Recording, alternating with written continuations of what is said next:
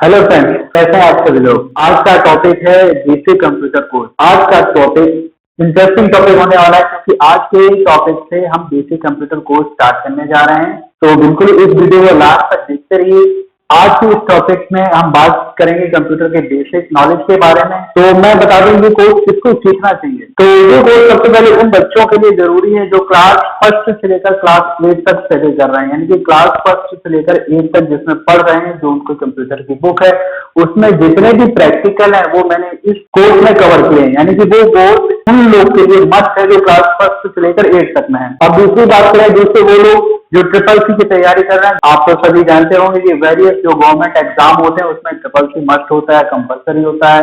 तो इस कोर्स को मैंने इस तरह बनाया है कि वो लोग अगर इस कोर्स को करेंगे तो उनको एग्जाम क्वालिफाई करना है ट्रिपल सी का बहुत ही इजीली हो जाएगा। लगभग सभी टॉपिक मैंने इस सिलेबस में कवर किए हैं। तो चलिए आज का हम टॉपिक शुरू करते हैं। सबसे पहले हम कंप्यूटर के इतिहास के बारे में जानेंगे। कंप्यूटर को शुरू करने से पहले 1 बाय सीरीज 1 आती रहेगी, लेकिन हम पहले इतिहास जान लें कि कहाँ से कंप्यूटर आया, कैसे इन्वेंट हुआ है इसका। तो सबसे पहले हम परिचय जानेंगे कंप्यूटर का क्या है। तो कंप्यूटर बता दूं मानव सभ्यता में बहुत से ऐसे इन्वेंट हुए हैं, बहुत सी खोजें हुई हैं जिनमें से कंप्यूटर का सबसे महत्वपूर्ण योगदान माना जाता है। आज जो मानव सभ्यता में जो बदलाव आया है कंप्यूटर से ही आया है। आपको पता होगा कि ऐसा कोई भी क्षेत्र बचा नहीं है जहाँ पे कंप्यूटर का यूज ना हुआ हो। मान लीजिए अस्पताल है, रेलवे स्टेशन है, बैंक है, स्कूल है, कॉलेजेस हैं, यानी कि घर में हर जगह कंप्यूटर का यूज हो रहा है। तो आपको पता है कि हर जगह कंप्यूटर का यूज हो रहा है, तो इसलिए हमें कंप्यूटर सीखना बहुत ही जरूरी है। जो लोग इसको सीख रहे हैं या सीख चुके हैं या इसके बारे में जानते हैं उनके लिए बहुत अच्छी बात है। जो लोग इसके टच में नहीं है मैं उनसे निवेदन करता हूँ कि वो सीख लें, क्योंकि ये नई टेक्नोलॉजी से अगर आप जुड़ेंगे, कंप्यूटर से जुड़ेंगे, हर नई टेक्नोलॉजी जो आ रही है उससे आप जुड़ेंगे तो ये आपको भविष्य में बचा के रखेगी। तो चलिए शुरू करते हैं। सबसे पहले हम जानते हुए कंप्यूटर का मतलब क्या होता है। कंप्यूटर का शब्द जो लिया गया है वो कंप्यूट वर्ड से लिया गया है। कंप्यूट का मतलब होता है काउंट, यानी कि काउंटिंग करना, यानी कि किसी चीज को गिनना। यानी कि जब पिछले जमाने प्राचीन काल में जब काउंटिंग करने के लिए लोगों को समस्या होने लगी, वो उंगलियों पे काउंट करते थे, स्टोन से यानी कि पत्थर से काउंट करते थे, तो उसको ध्यान में रखते हुए लोगों ने खोज प्रारंभ की कि क्यों ना इसको इजी बनाया जाए, इसके लिए एक आविष्कार किया जाए। तो वहीं से ही कंप्यूटर की खोज प्रारंभ हो गई थी। लेते हैं अबेकस के बारे में। अबेकस क्या होता है, आप ये फोटो देख रहे होंगे, फोटो में आपको दिखाई दे रहा है एक फ्रेम बना हुआ है, फ्रेम में रॉडे पड़े हुए हैं और रॉड में छोटे छोटे मोती गोल टाइप के पड़े हुए हैं, यानी कि इनका यूज लोग किया करते थे ऊपर नीचे काउंटिंग करने के लिए। ये सबसे पहला कंप्यूटर माना जाता है और अभी तक का यूज आज भी हो रहा है, यानी कि तब से प्राचीन काल से लेकर आज भी अबेकस का यूज हो रहा है। तो चलिए देख लेते हैं एक वीडियो में कैसे अबेकस का यूज हो रहा है। ये देखिए आपको दिखा दे रहे हैं। ये देखिए बच्चे हैं, बच्चे छोटे छोटे हैं, अब ये किस तरह काउंटिंग सीख रहे हैं आप इस वीडियो में देख सकते हैं। यानी कि अबेकस प्राचीन काल से लेकर अभी तक यूज में आ रहा है।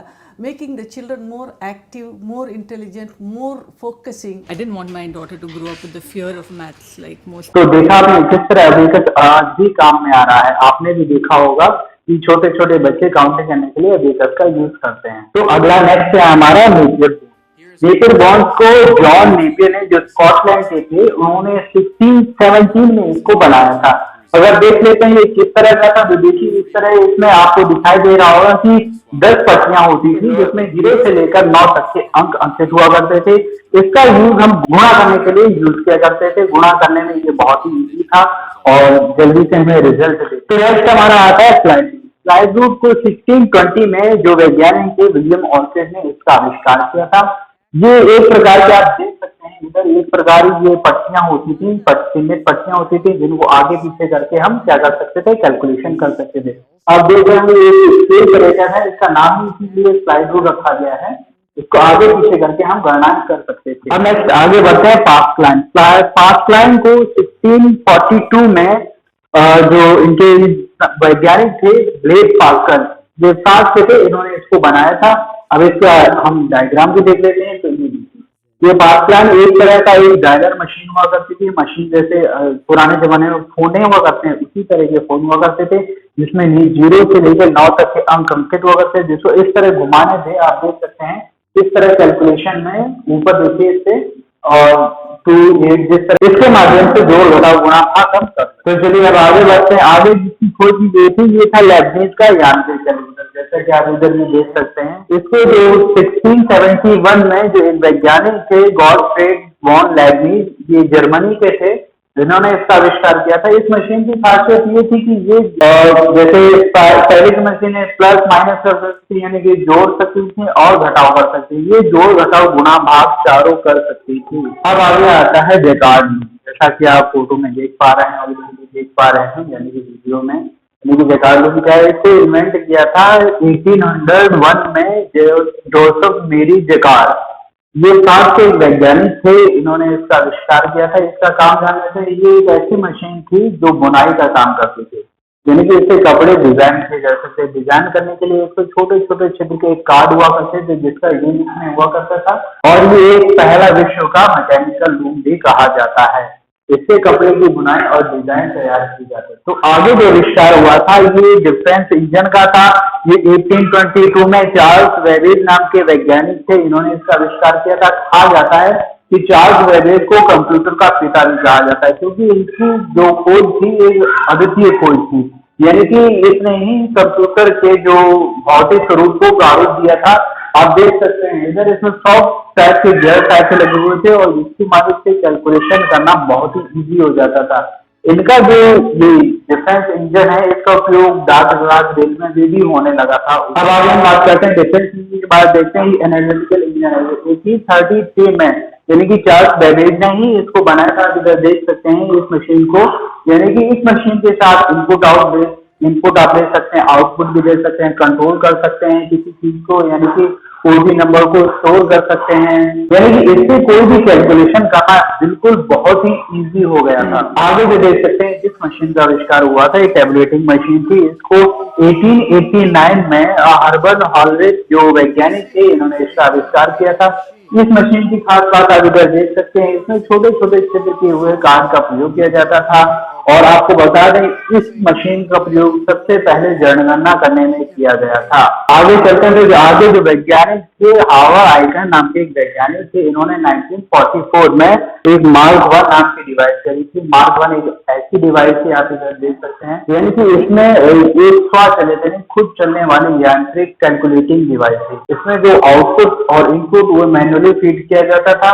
और आपको बता दें ये, और इसमें स्टोरेज करने के लिए मैग्नेटिक ड्रम का यूज किया गया था। इसका प्रयोग काउंटिंग करने के लिए यूज किया जाता था। तो अब हम आगे देखते हैं जो वैज्ञानिक थे जीपी अकॉर्ड जॉन मॉसली 1946 में इन्होंने जो मशीन बनाई थी, आप देख रहे होंगे ये एनएक मशीन थी, और ये आप इधर इसकी वीडियो देख सकते हैं, यानी कि ये ऐसी मशीन थी जो ये फर्स्ट इलेक्ट्रॉनिक डिवाइस थी। इसको पहला डिजिटल कंप्यूटर माना जाता है। इसमें 18,000 वैक्यूम ट्यूब का प्रयोग किया गया था। इसका प्रयोग प्राइवेट फार्मा और रिसर्च सेंटर में भी इसका यूज किया जाने लगा। अब हम आगे चलते हैं 1949 में मॉरिस मिल्स जो वैज्ञानिक थे, इन्होंने एडसेट नामक एक डिवाइस बनाई थी, यानी कि एक कंप्यूटर बनाया था। ये पहला एक कंप्यूटर ऐसा था जिसमें प्रोग्रामिंग की गई। ये वर्गों के भारों की भी गणना कर सकता था। तो आगे चलते हैं, आप देख रहे हैं जॉन वॉन न्यूमैन नामक एक वैज्ञानिक थे, इन्होंने 1950 में एडवेट नाम की एक कंप्यूटर डिवाइस का इन्वेंट किया था। ये मान लीजिए आप इधर देख सकते हैं 30 टन बड़ा था और ये 150 फीट चौड़ा था कंप्यूटर था। इसका उपयोग गणना करने में किया जाता था। जो अगला आविष्कार किया गया था 1951 में जेपी अकॉर्ड और जॉन मॉसली नामक वैज्ञानिक थे, इन्होंने किया था। ये इसकी इनकी डिवाइस देख सकते हैं आप, यूनिवैट, यानी कि आप उधर वीडियो भी देख सकते हैं। ये इनपुट आउटपुट की समस्याओं को बहुत ही जल्दी इजी से हल कर सकते थे। और आपको बता दें ये पहला कंप्यूटर ऐसा था जो सामान्य रूप में लोगों से आया था। इसका उपयोग वाणिज्यिक इस्तेमाल में किया जाता था। तो अभी हमने जाना यानी कि पूरे कंप्यूटर की हिस्ट्री के बारे में, यानी कि सबसे पहले कौन सा कंप्यूटर आया था, किसने बनाया था, उनके वर्ग क्या थे, ये सब जाना। मैं आपको बता दूं कि हम लोगों ने जो चर्चा की है ये सिर्फ ब्रीफ चर्चा है, संक्षिप्त में, यानी कि हम इसके किसी डिटेल में नहीं गए हैं, क्योंकि जो हमारे सिलेबस रिलेवेंट था इतना ही था। हम इससे कोई रिसर्च नहीं कर रहे हैं, यानी कि जितना हमें जरूरी था उतना हमने पढ़ा है। अब आगे थोड़ा सा और जान लेते हैं इनकी पीढ़ियों के बारे में, यानी कि इनकी जनरेशन के बारे में। अगर हम फर्स्ट जनरेशन की बात करें तो प्रोफेसर एकर्ड और जॉन मॉसली नामक वैज्ञानिकों ने जो अपना आविष्कार किया था, एनिक नाम कंप्यूटर बनाया था 1946 में। यानी कि 1946 to 1956 तक कंप्यूटर की फर्स्ट जनरेशन माना जाता है।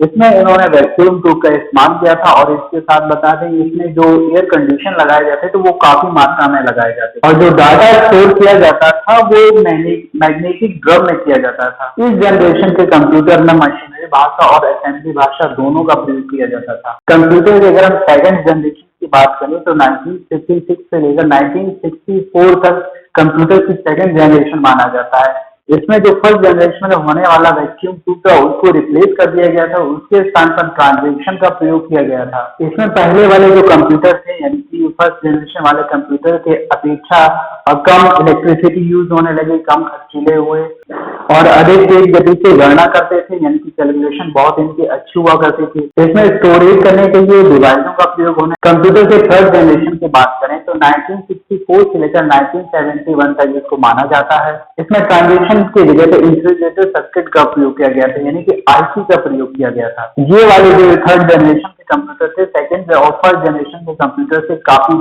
तेज चलते थे, यानी कि कैलकुलेशन ज्यादा होती थी और टेबल बहुत ही ज्यादा थे, रखरखाव में भी बहुत ही इजी हुआ करते थे और इसमें हाई लेवल लैंग्वेज का भी प्रयोग किया गया था। कंप्यूटर की फोर्थ जनरेशन 1971 से लेकर 1995 तक आती है, जिसमें आईसी का प्रयोग बहुत ही लार्ज स्केल में किया गया था, यानी कि पहले वाले यानी कि थर्ड जनरेशन की हम बात करें तो इसमें एक आईसी का प्रयोग किया गया था। इसमें उसी आईसी की क्वांटिटी को और ज्यादा बढ़ा दिया गया था और ये थर्ड जनरेशन के कंप्यूटर के आकार में बहुत ही कम हो गया था और इसकी जो प्रोसेसिंग करने की गति थी बहुत ही तेज हो गई थी और ये मल्टी प्रोसेसिंग करने की क्षमता इसमें विकसित हो गई थी, यानी कि इसमें एक साथ थोड़े बहुत कार्य किए जा सकते और ये कई मेगावाट क्षमता वाले कंप्यूटर हुआ करते और इसमें उच्च स्तरीय भाषाओं का भी प्रयोग किया जाने लगा था। अब आगे आते हैं पांचवी पीढ़ी के कंप्यूटर, यानी कि जो 1995 से लेकर अभी तक जो हमारी यूज में आ रहे हैं वो फिफ्थ जनरेशन के कंप्यूटर हैं। आकार में बहुत छोटे हुआ करते हैं, तेज गति से काम कर सकते हैं, मल्टीमीडिया हुआ करते हैं, यानी कि हम उसको एक साथ कई काम कर सकते हैं, डिफरेंट काम कर सकते हैं। इसके बारे में ज्यादा बताने की आपको आवश्यकता नहीं, आप लोग जानते रहोगे। मूवी देख सकते हैं, गेम खेल सकते हैं, इंटरनेट चला सकते हैं, यानी कि बहुत से काम, वेरियस काम हर जगह आजकल तो फिफ्थ जनरेशन के कंप्यूटर हो गए। और इवन आपको बता दूं जो आर्टिफिशियल इंटेलिजेंस जिसको हम बोल के जैसे बोल के टाइप करना जो फर्स्ट वीडियो में मैंने बताया था, यही ये सब आर्टिफिशियल इंटेलिजेंस है जो फिफ्थ जनरेशन के कंप्यूटर में हम लोग को देखने को मिलती है। तो आज इस वीडियो में हमने जाना कंप्यूटर के इतिहास के बारे में, हिस्ट्री के बारे में, उनकी जनरेशन के बारे में। ये जो वीडियो में आपने पढ़ा ये सब ब्रीफ नोट था, इसका कोई डिटेल एक्सप्लेनेशन नहीं किया गया था, यानी कि ब्रीफ डिटेल में हमें सिर्फ ये जाना था कब आया और कौन सा कंप्यूटर आया था। मेन चीज जो हमें फोकस करनी है यानी कि हमें प्रैक्टिकल पे फोकस करनी है। ये जो हिस्ट्री हमने पढ़ी है ये आपके सिलेबस से रिलेटेड थी, इसलिए हमने इसको थोड़ा सा जाना, लेकिन जो मेन हमारा फोकस रहेगा अपने बेसिक कंप्यूटर कोर्स पे बिल्कुल प्रैक्टिकली रहेगा। हम लोग एक वीडियो में और डिस्कस करेंगे, यानी कि वो भी प्रैक्टिकली नहीं होगा, उसमें हम फंडामेंटल के बारे में जानेंगे, कंप्यूटर कैसे वर्क कर सकता है, कौन कौन सी डिवाइसेस होती हैं, कितने टाइप के कंप्यूटर होते हैं, यानी कि सेकंड जो वीडियो आएगा वो फंडामेंटल से रिलेटेड। थर्ड वीडियो में हम लोग प्रैक्टिकली स्टार्ट कर देंगे। अगर आपको ये वीडियो पसंद आया है चैनल को लाइक करिए, सब्सक्राइब करिए और बेल आइकन को जरूर दबा दीजिए ताकि जो नेक्स्ट वीडियो मैं अपलोड करूं उसका नोटिफिकेशन आपको मिल जाए। तब तक के लिए जय हिंद।